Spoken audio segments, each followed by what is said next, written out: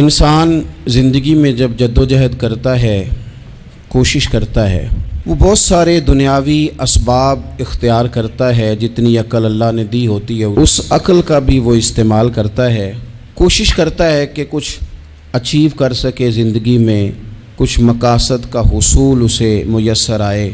عزیز بھائیوں، ایک بات اپنے ذہن میں اچھی طرح بٹھا لیں اور لکھ لیں کہ زندگی میں جو کسی بندے کو کامیابی حاصل ہوتی ہے وہ رب تعالیٰ کی مدد سے حاصل ہوتی ہے۔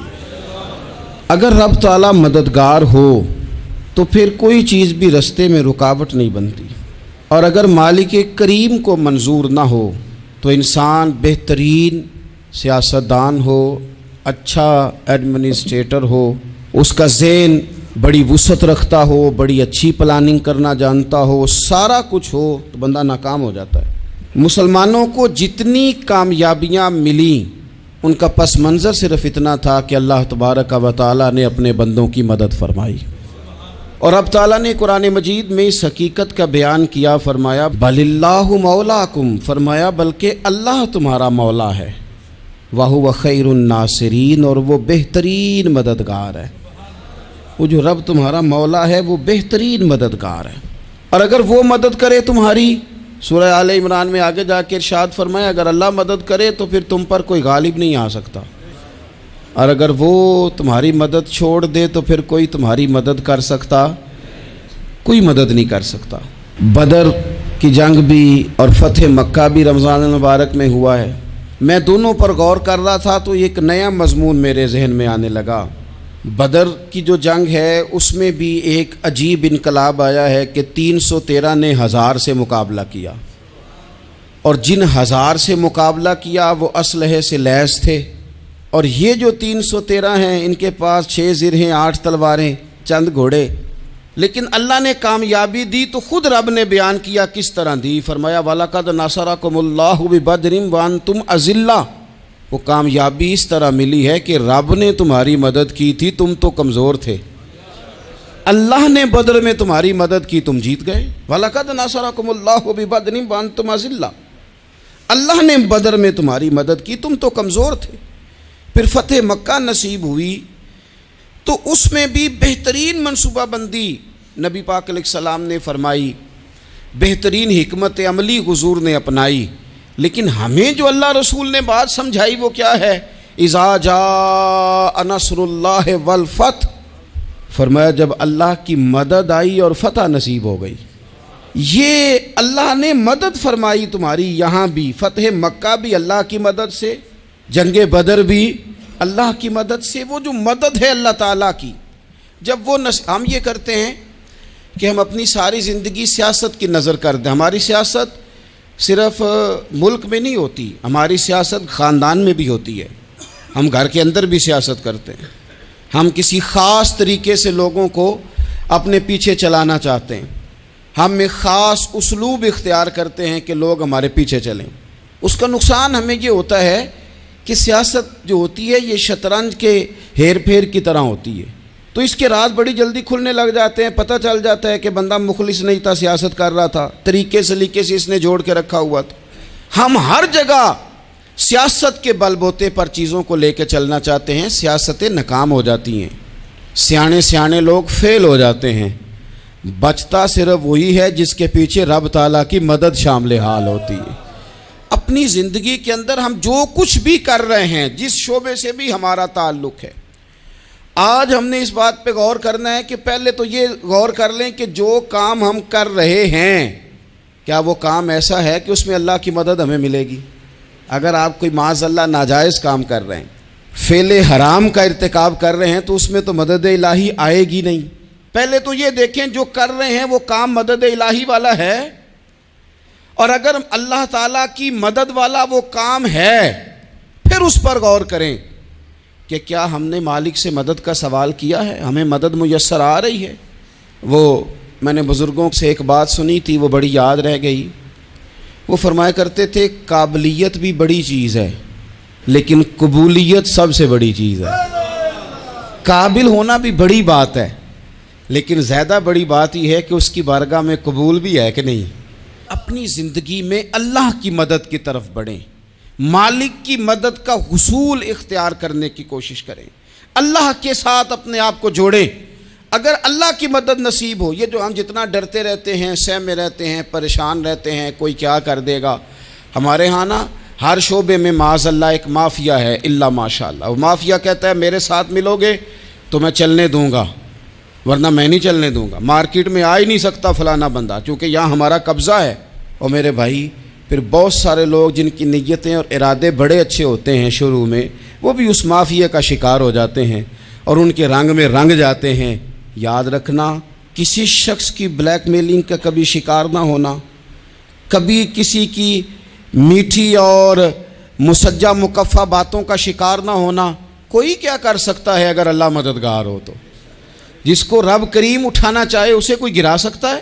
ہم یہ ڈرے ڈرے سہمے پریشان فیصلہ کرنے کی طاقت نہیں، مجھے چلنا چاہیے کہ نہیں، اٹھنا چاہیے کہ نہیں، کرنا چاہیے، اٹھ باندھ کمر کیوں ڈرتا ہے؟ پھر دیکھ خدا کیا کرتا ہے۔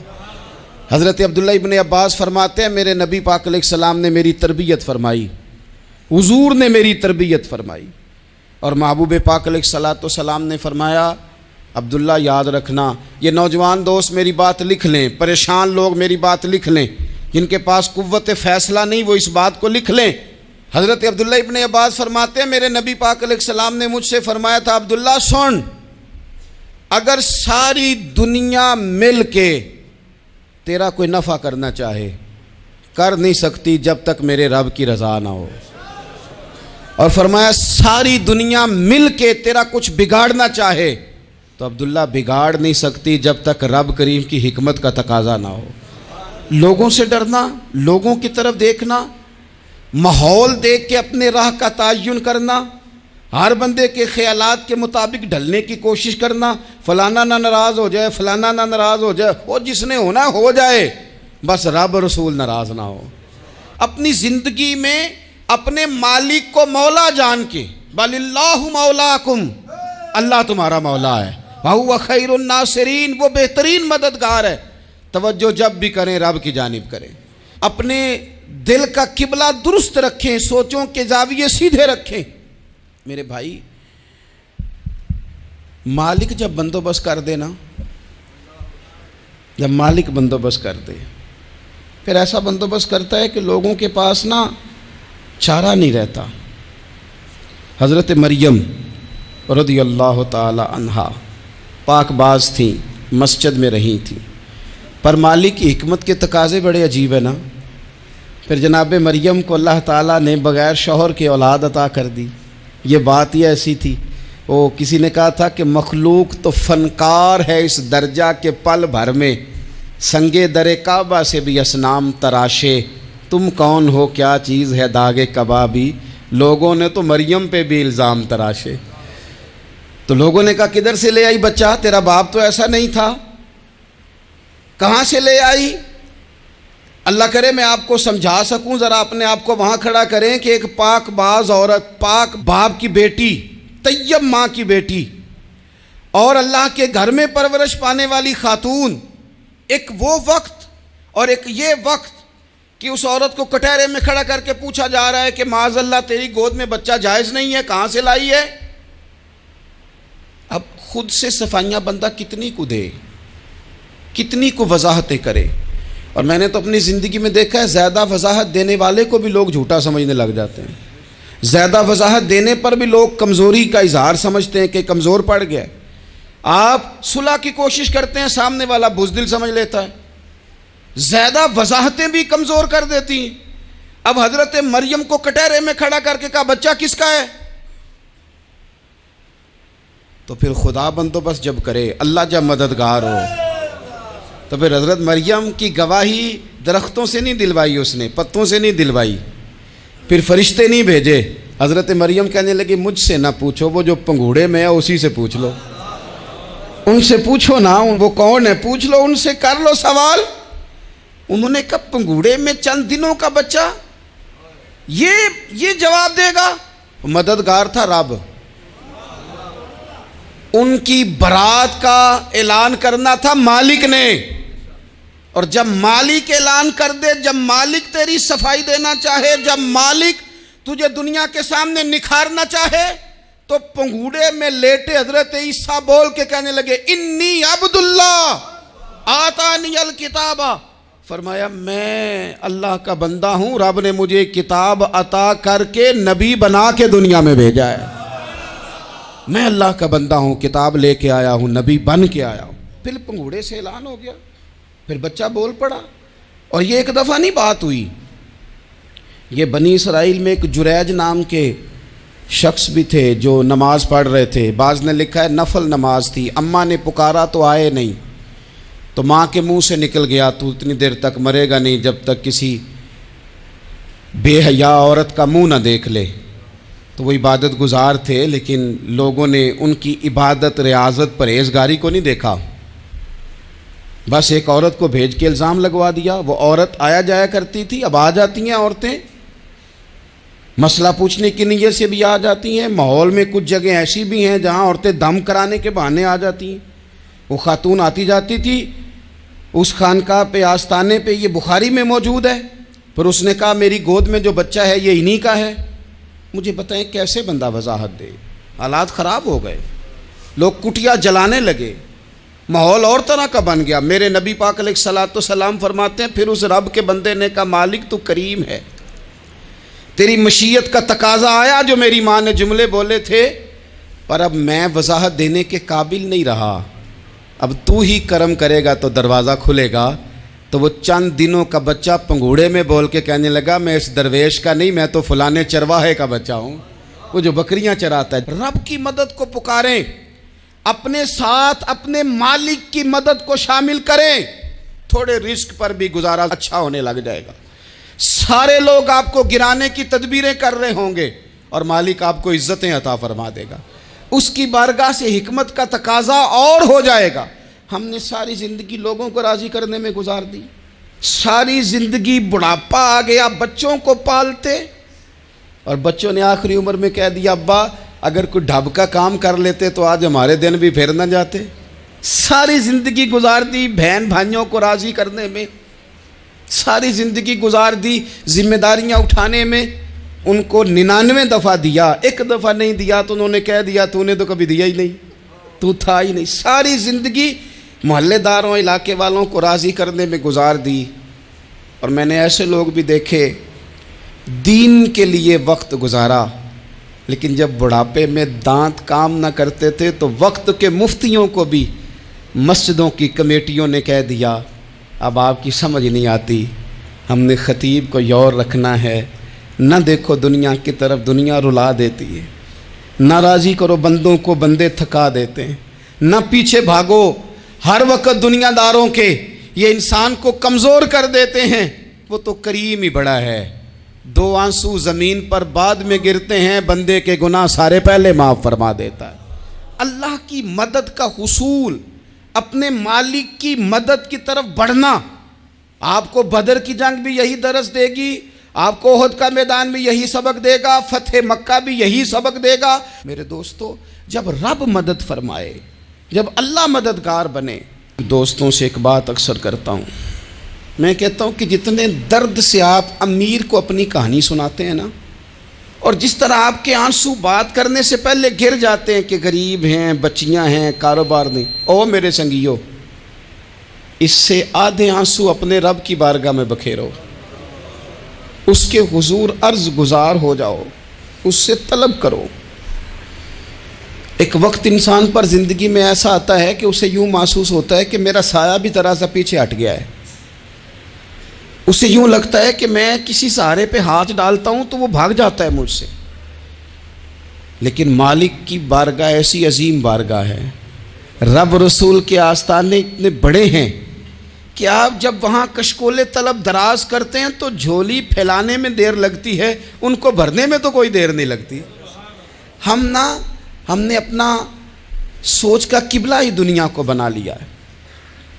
یہ جو اللہ والوں کی مدد ہے یہ تو یعنی اللہ ہی کی مدد ہے، لیکن یہ جو سیٹھوں کی طرف توجہ کرنا، نوابوں کی طرف توجہ کرنا، دنیا داروں کی طرف توجہ کرنا، اور اپنا مزاج اس طرح کا بنا لینا، یارو گردن کو جھکا دیتا ہے خیرات کا پتھر، جہاں میں مانگنے والوں کے سر کبھی اونچے نہیں ہوتے۔ اور اقبال کہتے ہیں غیرت ہے بڑی چیز جہان تگ و دو میں، پہناتی ہے یہ فقر کو تاج سردارا۔ میں عرض کروں گا کہ اپنی آپ جب توجہ کا قبلہ اللہ رسول کو بنائیں گے تو رب فرماتے ہیں وَيَرْزُقْهُ مِنْ حَيْثُ لَا يَحْتَسِبُ، میں نہ تجھے وہاں سے رزق دوں گا جہاں سے کبھی تیرا گمان بھی نہیں گیا ہوگا، یہاں سے بھی مل سکتا ہے، تو نے سوچا بھی نہیں ہوگا۔ بخاری شریف میں حدیث ہے، حضرت جابر ابن عبداللہ فرماتے ہیں نبی پاک صلی اللہ علیہ وسلم نے 300 لوگوں کا ایک لشکر روانہ کیا کسی مہم کے لیے، کسی جہاد کے لیے۔ حضرت ابو عبیدہ بن جراح رضی اللہ تعالیٰ عنہ امیر لشکر تھے۔ فرماتے ہیں غربت اتنی زیادہ تھی، بھوک اتنی زیادہ تھی کہ ایک ایک کھجور دن میں ایک وقت کھانے کو ملتی تھی، اور کچھ دن ایسے آئے کہ اب کھجور بھی نہیں مل رہی۔ فرماتے ہیں اتنی زیادہ بھوک لگی مجاہدین کو 300 بندہ پتے کھا کے گزارا ہونے لگ گیا۔ یہ بخاری میں موجود ہے۔ آپ فرماتے ہیں کہ دریا کے کنارے ہمارا پڑاؤ تھا، ٹھہراؤ تھا، جب بھوک سے نڈھال ہو گئے نا وَيَرْزُقْهُ مِنْ حَيْثُ لَا يَحْتَسِبُ، اللہ وہاں سے روزی دیتا ہے، گمان بھی نہیں ہوتا۔ فرماتے ہیں ایک مچھلی اللہ تعالیٰ نے دریا کے کنارے بھیجی، فرماتے ہیں وہ تھی تو مچھلی پر پہاڑ جتنی تھی۔ بخاری میں لفظ ہیں، حضرت جابر ابن عبداللہ رضی اللہ تعالیٰ عنہ فرماتے ہیں 300 آدمی 18 دن تک اس مچھلی کو کھاتے رہے، مچھلی ختم ہی نہیں ہوئی۔ مچھلیاں نہیں، مچھلی کہتے ہیں 18 دن 300 بندہ کھاتا رہا، مچھلی ختم ہی نہیں ہوئی۔ اور فرماتے ہیں کہ اس کی ہڈی نکال کے، کانٹا کہیں گے آپ اپنی زبان میں، کہتے ہیں وہ نکال کے نا تو اس کو کھڑا کیا نا جب، تو اونٹ کجاوے سمیت اس کے بیچ سے گزر جاتا تھا، 2 اس کے کانٹے جوڑے۔ فرماتے ہیں وہ اس کا گوشت ہم کھاتے تھے اور اس کی چربی بطور تیل کے ہم جسموں پہ ملتے تھے، بیماروں کو اس سے سکون آتا تھا، تندرستی شفا ہوتی تھی۔ فرماتے ہیں ہم کھایا بھی ہم نے، اور کچھ لے کے ہم مدینے بھی گئے، اور قربان جائیں نبی پاک نے بھی اس میں سے کھایا۔ ہم نے عرض کی حضور یہ معمہ کیا ہے، یہ ماجرا کیا ہے؟ تو محبوب نے فرمایا تمہارے پاس غذا نہیں تھی، رب نے تمہارے لیے بندوبست کیا ہے، اللہ نے تمہیں دیا ہے۔ مکان شروع کر لیا، ایک صاحب نے وہ مکان بنانے لگے، آپ وہ حساب لگا رہے ہیں، کہتے ہیں میرے پاس اتنے پیسے ہیں، اتنے میں نے فلانے دوست سے کہنا ہے اس نے دے دینے، اتنے فلانے رشتہ دار سے کہنا ہے اس نے دے دینے، اتنے فلانے سے کہنا ہے اس نے دے دینے۔ یہ ساری کاپی بنا کے مکان شروع کر لیا۔ جو روز کہتا تھا نا کوئی حکم ہو جاتے 10، سب سے پہلے اس کو کہا میاں پیسے چاہیے دین، وہ کہندا ہو کل ہی منڈا ٹوریا ہے، کدے تو پرسوں 10 داتے لب جانے سن۔ میں آپ کو اپنے تجربے کی بات بتا رہا ہوں۔ جن لوگوں کا خیال ہوتا ہے نا کہ آپ سٹارٹ کریں فلانا کام، ہم آپ کے ساتھ ہیں، اللہ کا ہی کوئی نظام ہے، وہ بالکل بھی نہیں ساتھ ہوتے۔ لیکن ایسا نہیں ہے کہ کوئی ساتھ نہیں ہوتا، اللہ تعالیٰ بڑے اسباب پیدا کرتا ہے، وہاں سے دیتا ہے جہاں سے گمان بھی۔ ہمارا یہ ذہن بن جاتا ہے ہم ساری اپنے حساب سے چلتے ہیں، اتنے رشتہ داروں سے، اتنے، کون آپ کے ساتھ چلے گا؟ سوال ہی نہیں پیدا ہوتا۔ یہ سارے کام چھوڑ کے سب سے پہلے 2 رکعتیں پڑھو، اپنے رب کی بارگاہ میں، رسول کائنات کی بارگاہ میں گزارشات اور استغاثے پیش کرو، وہاں سے خیر طلب کرو۔ دنیا دار کیا دیں گے، کیا دے سکتے ہیں، کیا حیثیت ہوتی ہے کسی؟ اللہ کہتا ہے وہاں سے دوں گا۔ تو جو اللہ مال دے وہ لینا چاہیے کہ رشتہ داروں کا مال دیکھنا چاہیے؟ جو اللہ دے وہ لینا چاہیے کہ سیٹھوں نوابوں کی جیبیں دیکھنی چاہیے؟ جو اللہ دے وہ قبول کرنا چاہیے یا دیکھنا چاہیے کون سا آدمی کہاں پہنچ گیا؟ چھوڑو، اپنی مٹی پہ چلنے کا سلیقہ سیکھو۔ کسی کے سنگ مرمر پہ چلو گے تو پھسل جاؤ گے، پھسل جا۔ اس پر ایک اور بات عرض کر دوں، صحیح بخاری سے، مسلم سے ایک اور بات۔ کچھ چیزیں ایسی ہیں جن سے اللہ کی مدد آتی ہے، مدد ملتی ہے۔ ایک چیز ان میں سے ایسی ہے جس سے بہت مدد نازل ہوتی، وہ ہے کہ جب رب آپ کو دے نا تو پھر آپ بھی اس کے رستے میں دیں، پھر مدد آتی ہے، پھر اور آتا ہے۔ بخاری مسلم میں حدیث ہے، یہ زیادہ ہی توجہ طلب امر ہے، اس پر آپ غور کریں گے۔ حضرت ابو ہریرہ فرماتے ہیں کہ نبی پاک علیہ السلام نے فرمایا ایک شخص نے بادلوں کے اندر سے آواز سنی کہ فلاں آدمی کا کھیت اور باغ خشک ہو گیا ہے، وہاں برسو اور اس کے کھیت کو سیراب کرو۔ وہ بڑا حیران ہوا کہ بادل سے آواز آ رہی۔ پھر اس نے دیکھا کہ ایک پہاڑی پر بارش ہوئی، وہ بادل وہاں برسا، پھر نالیوں سے ہوتا ہوا پانی ایک طرف چلا تو جس نے آواز سنی تھی حضور بیان کر رہے ہیں، وہ بھی پیچھے پیچھے چلا کہ پانی کدھر جا رہا ہے۔ اس نے جا کے دیکھا کہ ایک مقام پہ ایک باغ کو وہ پانی لگ رہا ہے اور ایک آدمی وہ پانی لگا رہا ہے۔ اس نے اس سے پوچھا تیرا نام کیا ہے؟ اس نے کہا کیوں؟ کہنے لگا بتا نا۔ اس نے نام بتایا تو کہنے لگا یہی تو وہ نام ہے جو میں نے بادلوں کے اندر سے سنا ہے کہ فلاں کے کھیت کو پانی دے دو۔ اس نے کہا یار تو کیا عمل کرتا ہے کہ اسپیشل تیرے لیے بارش برسے؟ یہ بخاری پڑھ رہا ہوں، سیاستہ سے حدیث عرض کر رہا ہوں۔ اس سے پوچھا تو کیا کام کرتا ہے کہ جناب اللہ تبارک و تعالیٰ کا حکم کرم آیا کہ خاص تیرے لیے پانی برسے اور تیرے کھیت کو سیراب کرے؟ تو اس نے کہا چھوٹا ذمہ دار ہوں، پر جب فصل اگتی ہے تو 3 حصے کرتا ہوں، ایک حصہ اپنے بال بچوں پہ بہن بھائیوں پہ خرچ کرتا ہوں، ایک حصہ پورا، اور ایک حصہ دوبارہ کاشتکاری پہ لگاتا ہوں، اور تیسرا حصہ خالص میں نے مسکینوں، یتیموں اور غریبوں کے لیے رکھا ہوا ہے۔ وہ جو تیسرا حصہ اللہ کرے آپ سمجھیں، وہ رب کے بندوں پہ تیسرا حصہ خرچ کرتا ہے نا، تو کریم مالک نے فرمایا جہاں سے غریب کا حصہ جاتا ہے وہ کھیت خشک نہیں رہنا چاہیے، وہ جہاں سے مسکین روٹی کھاتے ہیں وہ خشک نہ رہے، جہاں سے یتیموں کو کچھ آتا ہے کہیں اس کی فصل رہ نہ جائے۔ میں اور آپ بھی اگر اپنے مال میں مسکینوں، یتیموں، غریبوں کے حصے رکھ لیں گے تو فصلیں خشک نہیں رہیں گی، ان کے اندر تازگی آئے گی، نور آئے گا، کرم آئے گا، خاص کر خدا کی رحمت برسے گی۔ مدد اللہ سے چاہیں، اپنی توجہات کا مرکز رب رسول کی ذات کو بنائیں، پھر آپ محسوس کریں گے کہ بڑی جلدی اللہ تعالیٰ کی مدد آنے لگی ہے۔ کبھی آپ صرف کہہ دیں نا میرا رب میرے ساتھ ہے، اس لفظ میں اتنی طاقت ہے کہ دشمن ویسے زہر ہو جاتا ہے۔ زندگی میں کسی سے بھی لڑائی ہو تو اچھی طرح سوچ لیں کہ اللہ اس طرف ہے یا اس طرف ہے۔ اگر آپ زیادتی پہ ہیں تو پھر رب مظلوم کی جانب ہے۔ اگر اللہ کی مدد آپ کے ساتھ ہے تو دنیا کی کوئی طاقت آپ کو گرا نہیں سکتی، اور اگر آپ مظلوم کے مقابلے میں ظالم بن کے آپ کھڑے ہو گئے ہیں اور آپ نے رویہ وہ اختیار کیا ہے کہ جس میں مدد نہیں آئے گی، تو پھر یاد رکھ لیں کہ آپ کوئی بھی ہیں، کہاں بھی ہیں، آپ کمزور ہیں۔ طاقتور تھے ابتدائے اسلام میں، ظاہری طاقت تھی کفار مکہ کے پاس، وہ ڈنڈوں سے مارتے تھے غریبوں کو، ان کے ہاتھوں میں ڈنڈے تھے، پر خدائی طاقت ان مظلوموں کے ساتھ تھی۔ صاحب زرقانی نے لکھا ہے حضرت زنیرہ رضی اللہ تعالیٰ عنہ ایک لونڈی ہیں، غریب ہیں، ماڑے دا کی کام محمد نس جانا یا رونا، غریب سادی بی بی اور لونڈی کنیزہ، ایک مشرک کی کنیزہ تھی، انہوں نے کلمہ پڑھ لیا، وہ ڈنڈوں سے مارتا، دروں سے مارتا، تکلیف دیتا۔ حضرت زنیرہ رضی اللہ تعالیٰ عنہ کو اتنا مارا، اتنا مارا۔ اب آپ ایک اور پہلو پر بھی غور کریں، مار بھی پڑ رہی ہے پر خدا ادھر ہی ہے، اللہ کی مدد ادھر ہی ہے۔ رب کہتا ہے کہ پہلے تو صبر کرنا، ان اللہ مع الصابرین، تو صبر کرے گا تو پھر رب کی معیت ملے گی، ذرا ٹھہرنا، تو تھوڑا ڈٹنا۔ ان الذین قالوا ربنا اللہ ثم استقاموا تتنزل علیہم الملائکہ، تو کہے اللہ میرا رب ہے، پھر تو پہلے ڈٹ، پہلے تو نے ڈٹنا ہے۔ ثم استقاموا، جو ڈٹ گیا، تتنزل علیہم الملائکہ، ڈٹنے والے کے لیے مدد آتی، پہلے تھوڑا ٹھہرنا پڑتا ہے، پہلے تھوڑا صبر کرنا پڑتا ہے، حوصلہ کرنا پڑتا، اس کے بعد مدد آتی۔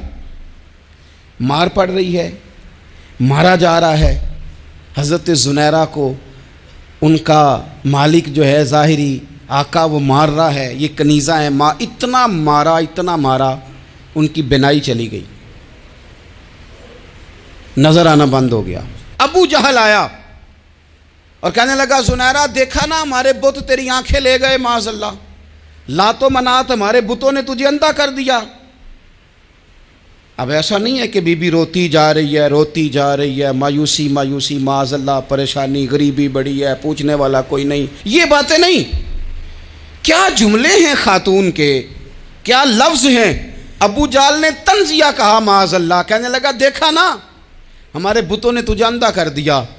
تو جناب زنیرہ آنکھوں کی بینائی گئی ہے اور رات کو گئی ہے، دکھ ابھی تازہ ہے، لیکن اللہ پہ جو توکل ہے، اپنے مالک سے جو رشتہ ہے، وہ اتنا مضبوط ہے، اتنا طاقتور ہے، اس میں اتنی گہرائی ہے کہ حضرت زنیرہ بول کے نا اتنی قوت سے بولی، اتنی طاقت سے بولی کہ پورے کفر پر لرزہ طاری ہو گیا۔ فرمانے لگی تمہارے بتوں کی کیا اوقات ہے کہ وہ میری بینائی لے جائیں؟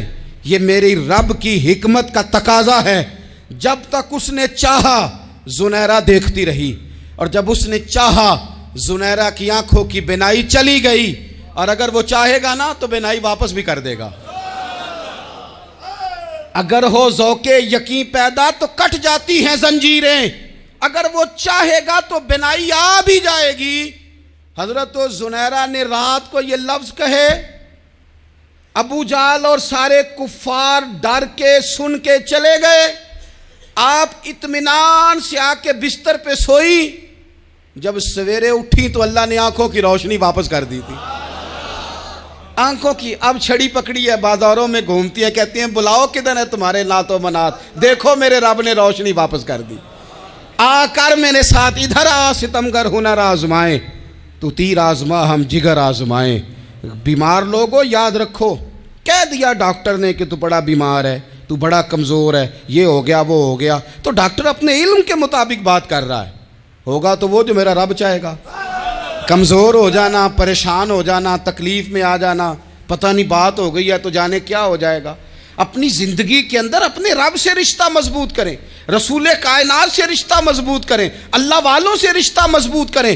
حضرت زنیرہ نے پیغام دیا کہ زندگی میں جو جینا چاہتے ہیں تو وہ رب کا نام لے کے جی سکتے ہیں، جو اپنی زندگی میں خوشیاں دیکھنا چاہتے ہیں تو رسول اللہ کے نام پر خوشیاں دیکھی جا سکتی ہیں۔ توکل کی بنیاد پر بندہ خوشیاں لے سکتا ہے، اور اگر انسان میں توکل نہیں ہے تو پھر وہ اس کالے جادو سے بھی ڈر رہا ہے، وہ نیلے سے بھی ڈر رہا ہے، وہ پیلے سے بھی ڈر رہا ہے، وہ فلانے سے بھی ڈر رہا ہے، وہ میرے خلاف فلانا رشتہ دار سازش کر رہا ہے تو ڈر رہا ہے، فلانا میرے بارے میں یہ کر رہا ہے تو ڈر رہا ہے، وہ پتہ نہیں دنیا ادھر ہو جائے گی تو کیا ہو جائے گا، اٹھ باندھ کمر کیوں ڈرتا ہے، پھر دیکھ خدا کیا کرتا ہے۔ تو اس ساری گفتگو کا نچوڑ آپ کو یہ عرض کیا ہے، سب سے پہلے تو یہ کہ میدانوں میں مدد بھی اللہ کی، رزق میں مدد بھی اللہ کی، فصلیں خشک ہوں تو مدد پھر بھی اللہ کرے، تو پھر ساری مدد، اور اگر انسان بیمار ہو تو پھر بھی مدد اللہ کی۔ تو اپنے اللہ کی جانب توجہ کو بڑھائیں، آپ اللہ سے مدد کے سوالی بنیں۔ ترمذی کی ایک حدیث ہے، میں آپ کو زندگی کا تجربہ بتاتا ہوں کہ جب میں بڑا پریشان ہوتا ہوں تو یہ والی روایت کھول لیتا ہوں، مزہ دیتی ہے۔ میرے نبی پاک علیہ السلام نے فرمایا اپنے دکھ سیٹھوں نوابوں کو نہ کہنا، مالداروں کا نہ کہنا، ورنہ اللہ تمہیں کبھی غنی نہیں کرے گا۔ فرمایا اپنے دکھ اپنے رب کی بارگاہ میں عرض کرنا، جلدی کرے یا دیر سے کرے اللہ تمہیں لوگوں سے بے نیاز کر دے گا، اللہ تمہیں غنی کر دے گا۔ رات کو بیٹھو نا اس کی بارگاہ میں، اسے دکھڑے سناؤ، چھوٹی چھوٹی باتیں، حضور نے فرمایا نمک بھی مانگو تو رب سے مانگو، چھوٹی چھوٹی بات سے شروع کرو نا۔ جب بندہ شروع کرتا ہے نا چھوٹی چھوٹی چیزیں تو بڑی ساری چیزیں یہ اس طرح ہوتا ہے جیسے بندہ رب سے گفتگو کر رہا ہے، مالک مجھے یہ چاہیے، مالک میں یہاں کمزور ہوں، اللہ میں یہاں پریشان ہوں۔ آپ یہ کر کے تو دیکھیں، لمبی لمبی دعائیں مانگ کے تو دیکھیں، اس کے حضور جوڑ کے تو دیکھیں، آپ دیکھیں گے راحت کتنی ہے، سکون کتنا ہے۔